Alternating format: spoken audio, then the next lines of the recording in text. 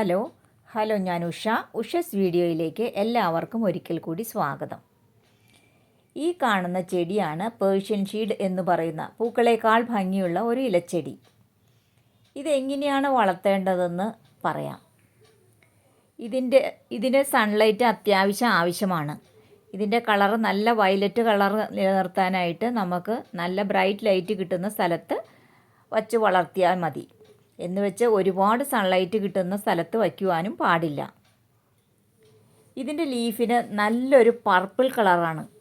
ഞാനിത് വാങ്ങുമ്പോൾ ഒരു ചെറിയ പ്ലാന്റ് ആയിരുന്നു, അതാണ് ഇത്രയും വലുതായത്. ഇത് കട്ട് ചെയ്ത് പുതിയ ശിഖരങ്ങൾ വന്നാണ് ഇങ്ങനെ ഇത്രയും വലുതായത്. ഇതൊരു കുറ്റിച്ചെടിയായിട്ട് നമുക്ക് വളർത്താം.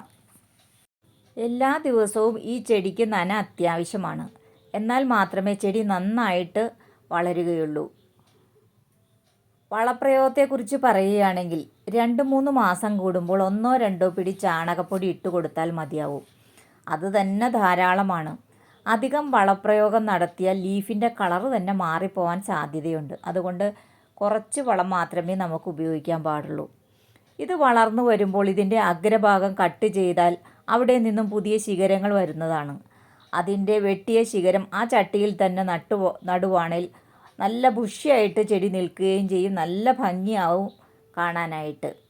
ഇതിൻ്റെ പ്രൊപ്പഗേഷൻ കമ്പ് കട്ട് ചെയ്തിട്ടാണ് നമ്മൾ ചെയ്യുന്നത്. കമ്പ് കട്ട് ചെയ്ത് വേറൊരു പോട്ടിലേക്ക് നമ്മൾ നടുകയാണെങ്കിൽ പുതിയ ചെടിയായി വളർത്താൻ പറ്റും.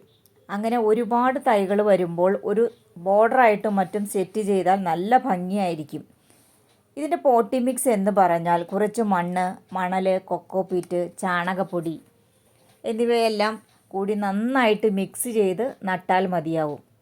ഏതൊരു ചെടി നടുന്നതിന് മുൻപും മണ്ണിൽ കുറച്ച് കുമ്മായം ചേർത്ത് ഒരു 1-2 ആഴ്ച വെച്ചതിന് ശേഷം നടുവാണെങ്കിൽ അധികം കീടബാധയൊന്നും ചെടിക്ക് വരാറില്ല. അതുപോലെ തന്നെ പോട്ടെടുക്കുമ്പോൾ നമ്മൾ വളരെയധികം ശ്രദ്ധിക്കണം. കടയിൽ നിന്നും വാങ്ങുന്ന പോട്ടിൽ ഹോൾ ചിലപ്പോൾ അടഞ്ഞിരിക്കുന്നതായിരിക്കും.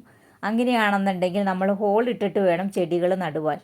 നല്ല നീർവാഴ്ചയുള്ള പോട്ടി മിക്സ് ഉപയോഗിച്ചാൽ അധികം വരുന്ന വെള്ളം താഴത്തേക്ക് പോയിക്കൊള്ളും. അധികം വെള്ളം കിട്ടി നിന്നാൽ ചെടി ചീഞ്ഞു പോവാനും സാധ്യതയുണ്ട്. നഴ്സറിയിൽ നിന്ന് നമ്മൾ ചെടി വാങ്ങി നട്ടതിന് ശേഷം നല്ല തണലത്ത് വേണം വയ്ക്കുവാൻ. നല്ല റൂട്ടെല്ലാം വന്നതിന് ശേഷം അത്യാവശ്യം വെയിൽ വരുന്നിടത്ത് നമുക്ക് വയ്ക്കാവുന്നതാണ്. എന്ന് വെച്ച് അധികം സൺലൈറ്റ് കിട്ടുന്നിടത്ത് വയ്ക്കുവാനും പാടില്ല. ഇതിൻ്റെ ഇല വളരെ കട്ടി കുറഞ്ഞതാണ്, അതുകൊണ്ട് കരിഞ്ഞു പോവാനായിട്ടും സാധ്യതയുണ്ട്. ഈ പ്ലാന്റ് കട്ട് ചെയ്ത് റൂട്ട് പിടിപ്പിച്ച് ഞാൻ ഒരുപാട് പേർക്ക് സെയിൽ ചെയ്തിട്ടുണ്ട്. ഈ പ്ലാന്റ് ആവശ്യമുള്ളവർ വാട്സപ്പിൽ കോൺടാക്റ്റ് ചെയ്താൽ മതിയാവും. ഈ ചെടിക്ക് പ്രത്യേകിച്ച് യാതൊരു അസുഖവും വരാറില്ല.